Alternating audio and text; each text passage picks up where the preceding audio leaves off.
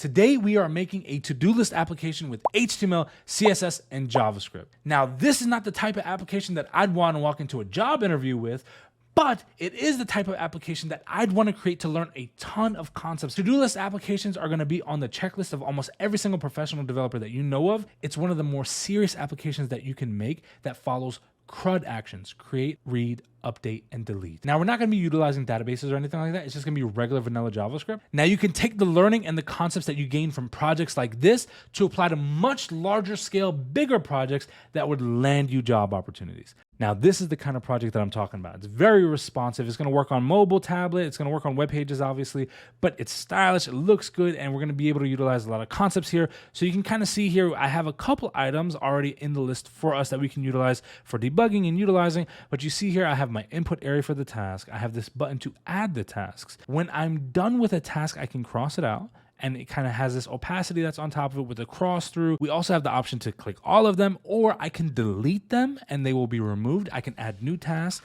take out the trash, grill some food. Oh, I pressed good, so let's go ahead and delete that. Grill some food, destroy sun in Uno. You know, priorities, gotta get this done, right? So I could delete them, I could remove them, etc., all that good stuff. And it works whether I press enter or if I click on the add task button. So we'll have all that kind of going for us. I'm going to warn you right now that there are going to be some errors, but we're going to get through it together and we're going to face those errors like the champions that we are.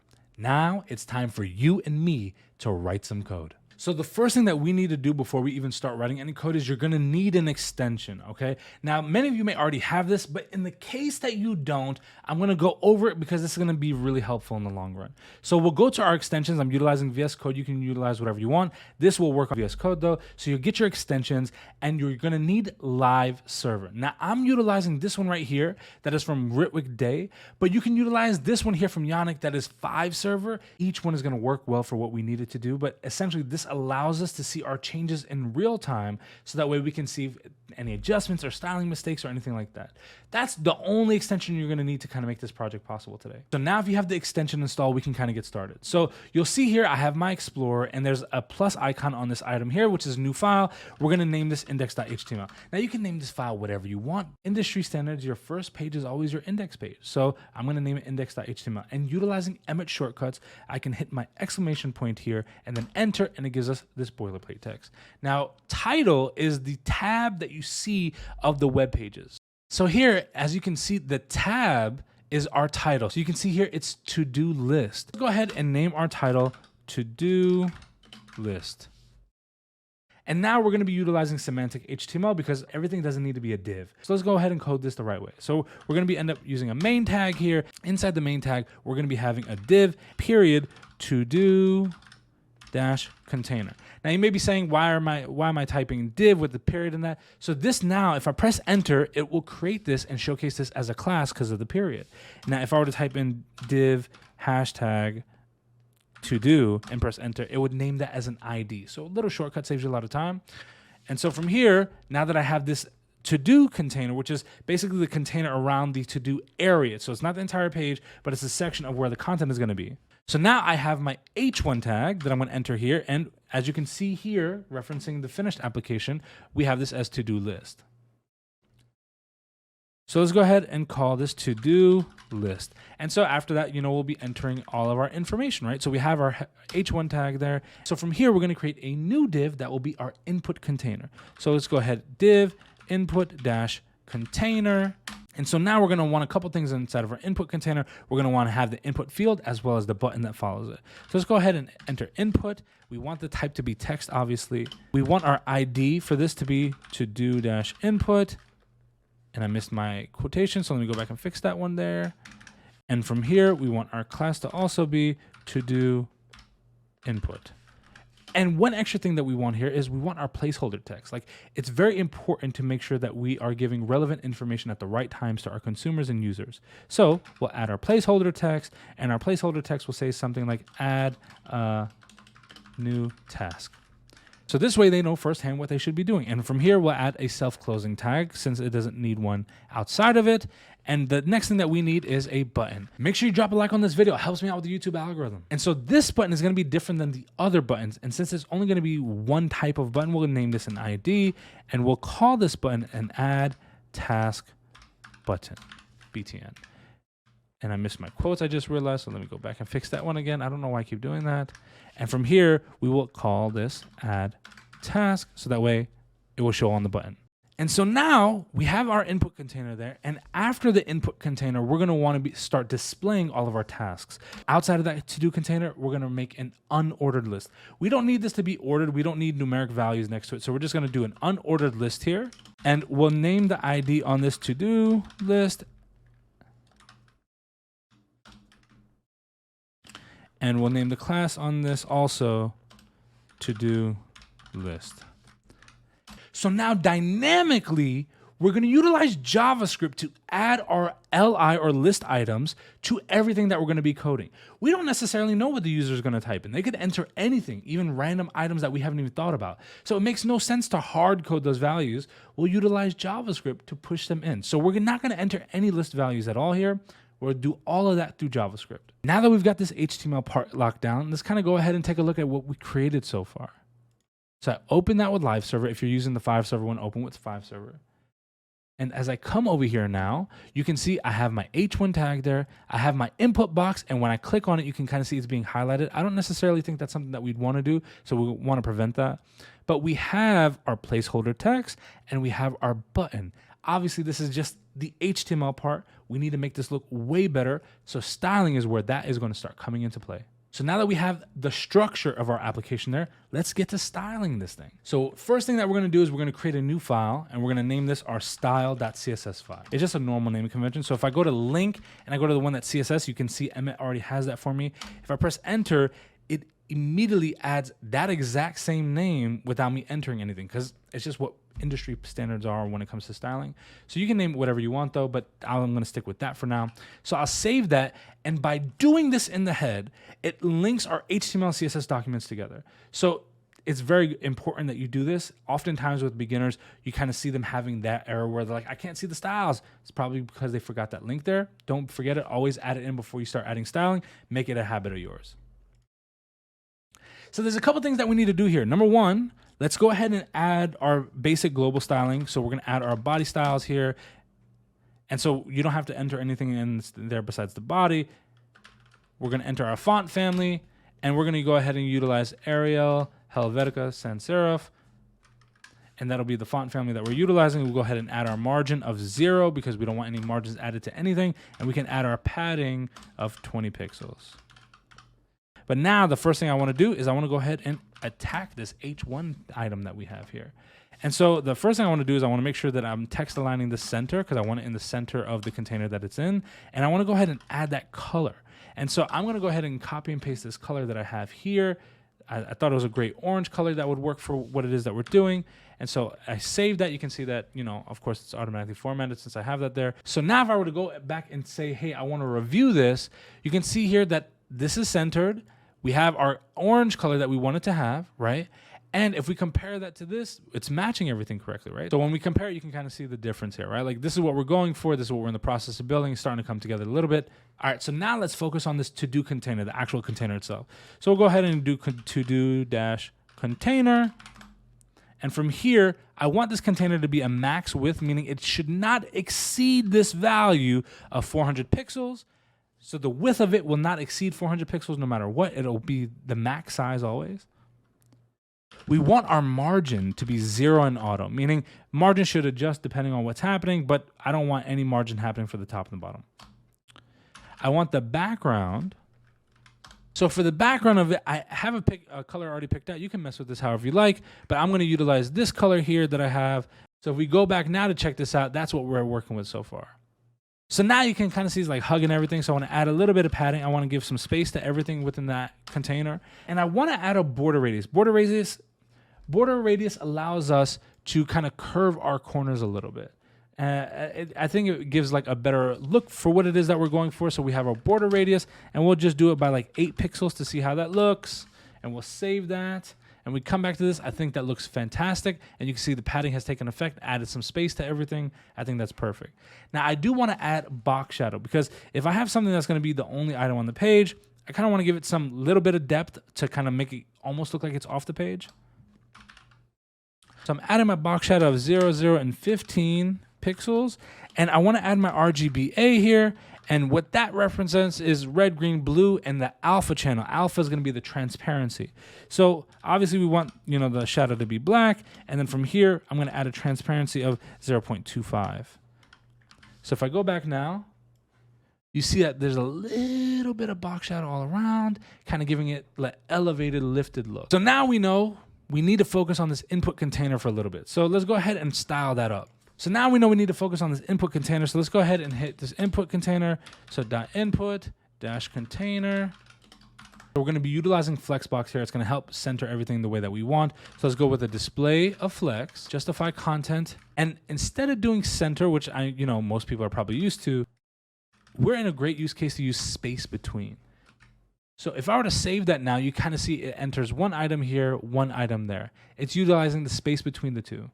And so now I want to add a border radius on top of that of 20 pixels. And now I want to add a background color here. So background color, and it will be white. So now if I save that and go back, you see that there's a white line in between them. And that basically means the entire area will be white, but we need to stylize the individualized items that are now here. So we focused on the container that's holding them, but we need to focus on the items within that container. So the first item we'll focus on is our to-do input. To-do input. And so the border will be none, because we don't want that border on that input there, right? So now as soon as we do that, boom, it looks as if it's already kind of fallen in there. But one problem we have here is that when we click on it, there's focus. So we got to go ahead and make sure we take care of that as well.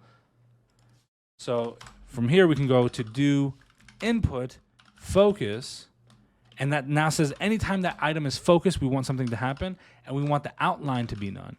So now if I were to go back and click on this, we no longer have that border going around it. So now it seems almost flush with that background. We want to kind of make this a little bit bigger. So let's go ahead and do a padding of 15 pixels. Do a border radius of 20 pixels. So if I were to save that, we have that looking good. And so, but the thing that I'm noticing here is if I click here, it's not going to go to the input, right? But if I go here, it will. So we need to increase that size of that input real fast. So let's go ahead and add a width of 100%.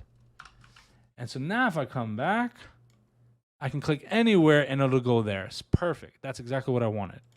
So that adjustment will add that there. So now we have our input blending in with the back of that container, and we have our button that's also fitting within the size of that. Perfect. So let's go ahead and hit that button. So from here, add task BTN. That's what we named it, right? Add task BTN. Perfect. So we'll also go with a border of none.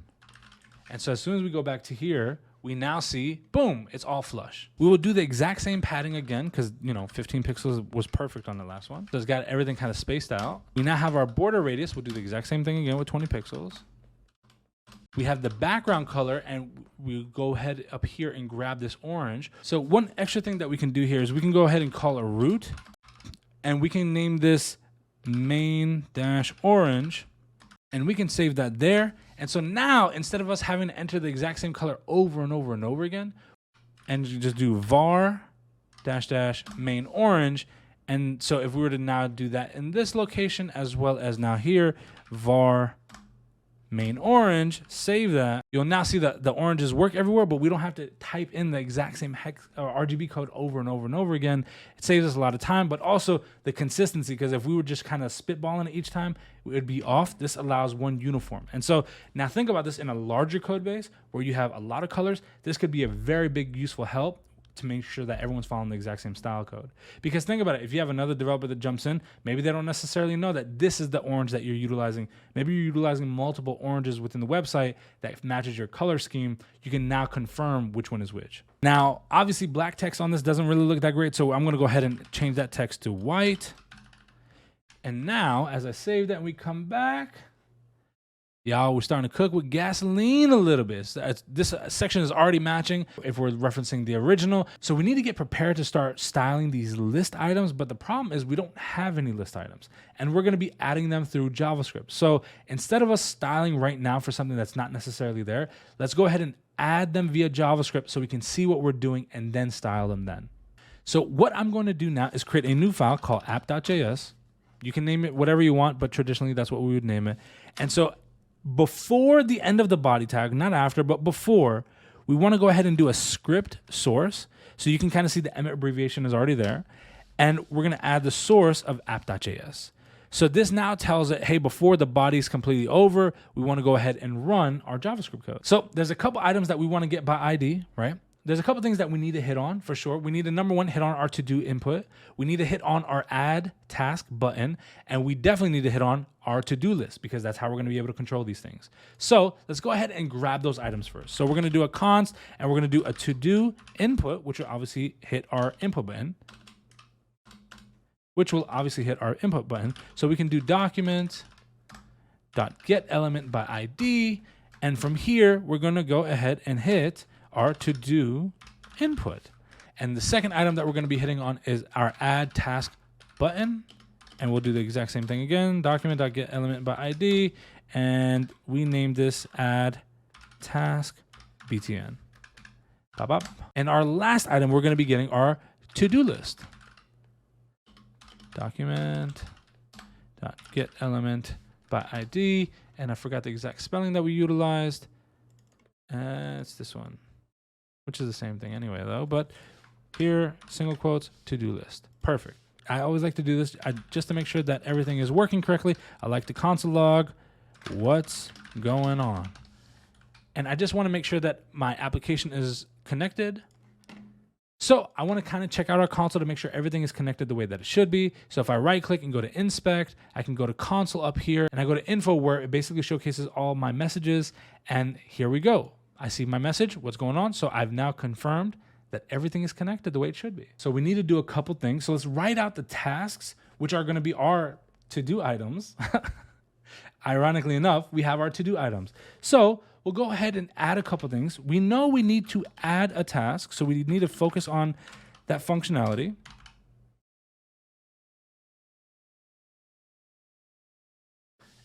We need to create new task items. We need to be able to delete tasks.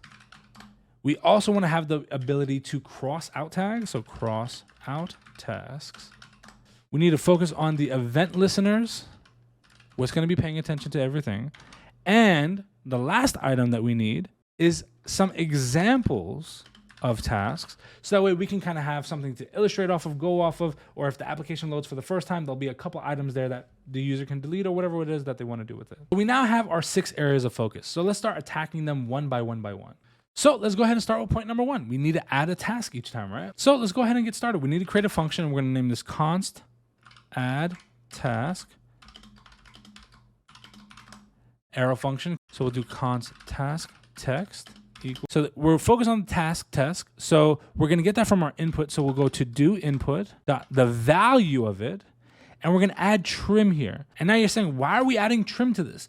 Well, let's say the user by accident adds an extra space or something along, or maybe multiple spaces without even realizing it when they submit it. We don't want to have to worry about or deal with those spaces. So adding this is kind of a good habit to make sure that you're only getting the specific value at the end of the value instead of something extra that you don't necessarily need. So we'll now have an if condition of if the task text is not an empty string, go ahead and do const task item equals create task item, and we'll put our task text in it.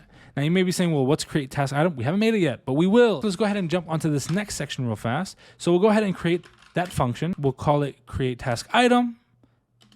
It's going to be in a function like this. And so we know here that we're going to be passing in this value of task text. So let's go ahead and place that task text there. That'll be our parameter. So now we need to start creating these items. So we'll go const of task item. And from task item, we'll go to document. Now we need to create an element.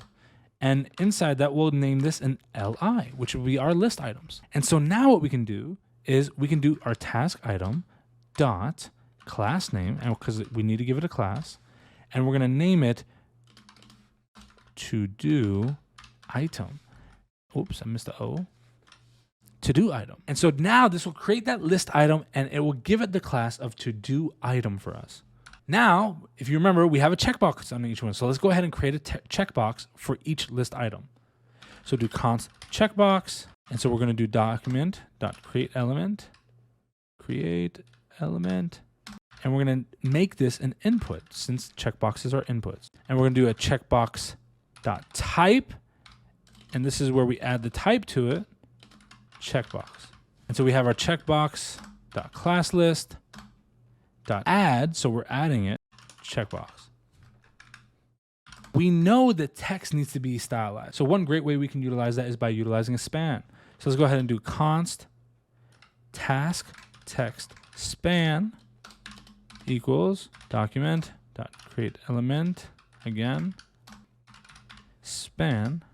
So now we're going to take that same text and then we'll go ahead and do, and that text content for is going to be the task text that's passed in as the parameter at the top. You notice how it just got highlighted? It's because we're finally utilizing that. So whatever text that comes in via the input, right? So our input item here, as long as it's not an empty string, we're going to pass that task text in there.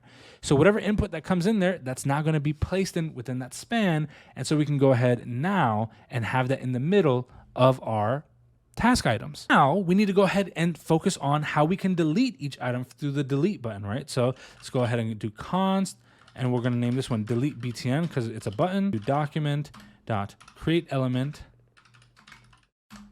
and this time we'll do button. So we need text on the button, so we'll go ahead and do delete btn dash text content, and we'll name it delete. And then we'll do document.classList.add delete btn for delete button. Now, one extra thing that we need to do here is add an event listener, right? So that way, if the button is clicked and we press delete, something happens. So what are we going to do? So we do delete btn.add event listener. Event listener is going to be listening for something. So in this situation, we want it to be a click, right? So let's go ahead and name it click. And when it's clicked, we want it to call a function, which we'll end up naming delete task. So right now we have all these functions, but it's not doing anything, which means we need to append this so that way it's kind of sent in as each task item. And we want to place this in the order that we want to see it displayed in. So let's go ahead and do task item dot append child, and we'll do the checkbox because we want the checkbox first. Task item append child, the task text span, and then task item append child once again. And from here we want to have the delete button. And so now I can return our task item. And so now if that function is called, we need to focus on this function right here. So we're calling this when the button is clicked, right? So we need to make that function there. So we'll call it delete task, obviously. It'll be an immediately evoked function or error function. So all we want is our const task item. So we'll do the event.target parent node.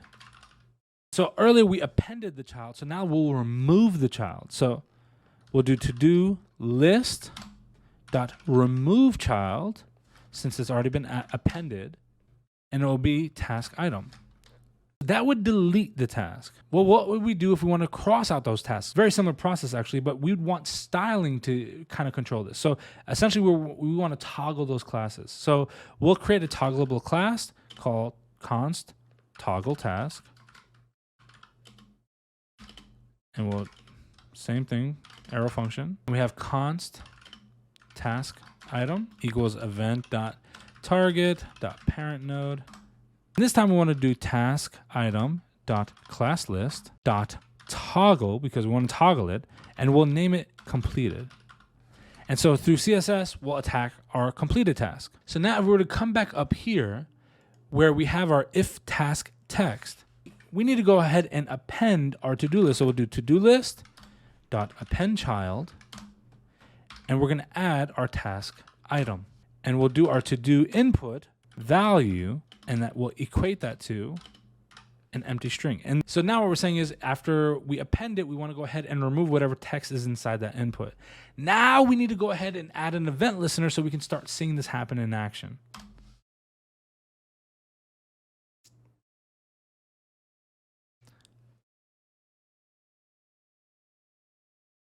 So let's go ahead and hit add task button, add event listeners. And so obviously this one will be click, add task. All right. But we also want to worry about if the enter button is pressed, right? So let's go ahead and create something for that as well. So we'll do input dot add event listener, and we're doing key down function. Oh, not function event if event.key is equal to enter. Basically says like if the enter button is pressed, we'll go ahead and call the add task function. Simple. So now we have both use cases taken care of, whether somebody clicks on it or the enter button is pressed. So let's go ahead now and save that. And we come back to our application and we test it out, just typing something random.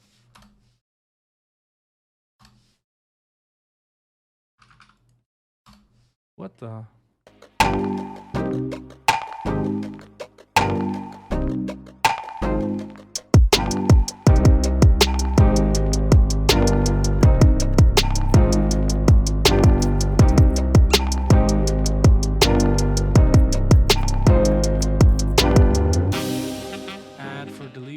Interesting. Ah, I made a mistake here and I forgot to pass in the parameters of the actual event. That's why it's crossed out. So let's go ahead and add that in here and we'll save that. And now the errors are now gone. So if I were to do this, still not working. Oh, this is where the error is. I just realized I made a big error. So if we go back to line 29, this was the problem. Instead of using delete btn, I used document. So I'm going to go ahead and go back here and add that fix. So now theoretically, if I come back here and try this out, we now have our items. We have number one, we have this dot that represents a list item, which we obviously want removed. We have our checkbox, we have our text, and we have our delete button. Now it'd be great if we have a couple initial tasks. I can't believe I made that mistake, but it happens, right? Made a mistake, but you know what? That's development. Make sure you drop a like on this video. It helps me out the YouTube algorithm. So now we can go here and have our initial tasks. So let's go ahead and call this initial tasks. And we'll make this an array. So we'll do buy groceries as one of the tasks. We'll do pay bills as another task. And then we'll do the last one as walk the dog. So we have our 3 tasks. And we could theoretically use a for loop, but we can take this a step further and utilize a for each. So let's go initial tasks dot for each. And so we need a task item that is going through each one, and we need an arrow function here. And so from here, we'll go const of task item. And from here, we will go ahead and call our create task item, and we'll pass in our task. And kind of like what we did at the top, we'll go ahead and now do our to-do list dot append child. And we'll be appending that task item. So now if I were to save that and come back to our application, we have our 3 example items here. We actually have one more event listener that we need to add, and it's to toggle this class. So let's go ahead. So we'll do our to-do list dot add event listener, and we will call this one change. So anytime there's a change, and we will do our toggle task. And so if we come back up here to toggle task, you can kind of see it toggles a class to complete it. So now our JavaScript code is completely done. So let's go back to our styling now to style up the rest of these items here, as you can see, and we can kind of get this wrapped up. So we need to first focus on our to-do list itself. We need to get rid of that. The style that shows at the side with the bullet points. So we want our list style type to be none. And we want our padding on that to be 0 because we want it all the way to the side with nothing on top of it. So now we'll focus on each to-do item. And that's a class, so that deserves a period at the front of it. Up. So we're going to use Flexbox for this. So we'll do our display flex, align items, center, of course. And our justify content, again, is going to be the space between. We're going to add a little bit of padding onto this of like, let's say 8 pixels. And let's save that and kind of come back to this. And this is perfect. So now it's all kind of spaced out in between here. Everything is lined up with the above input as well, so it kind of all looks like uniform in space. We need to add some background to each item. So let's go ahead and do a background color, and we'll do white. We'll add our border radius, 7 pixels.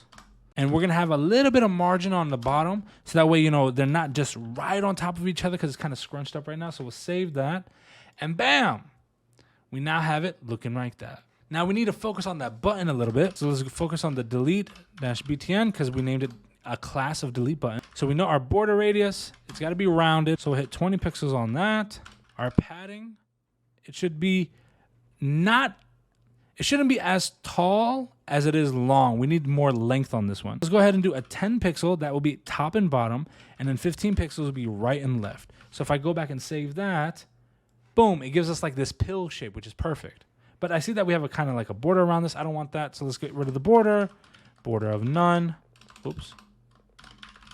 We want our background color to be that same orange again, right? So let's go ahead and do our var and hit our main orange. And we want the text on it to be white, of course, right? So color of FFF. And so we come back and save. Bam, we've got our orange pill buttons there. No border around it anymore. Perfect. So the only thing that we need to now worry about, right, as we look at our application, because everything is kind of matching, is the toggle. So let's go ahead and do to-do-item, and we're going to add the secondary class of completed.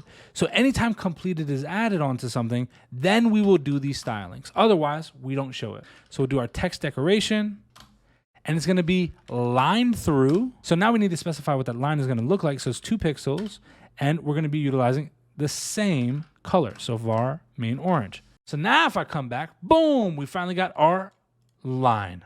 But I want it to also be very visible that this is no longer something that we want to be interacting with, and except if in the capacity of deleting it. So let's go ahead and hit our opacity and make it slightly less visible. So now it has this faded look to the whole item. Perfect. Now that is how you code a JavaScript to-do list application. We did our HTML, we did our CSS, we did our JavaScript, we got our errors, we faced our errors, and we ended up turning out an amazing application. We didn't get freaked out by those errors, we faced them, and we got it done. That's what development's all about.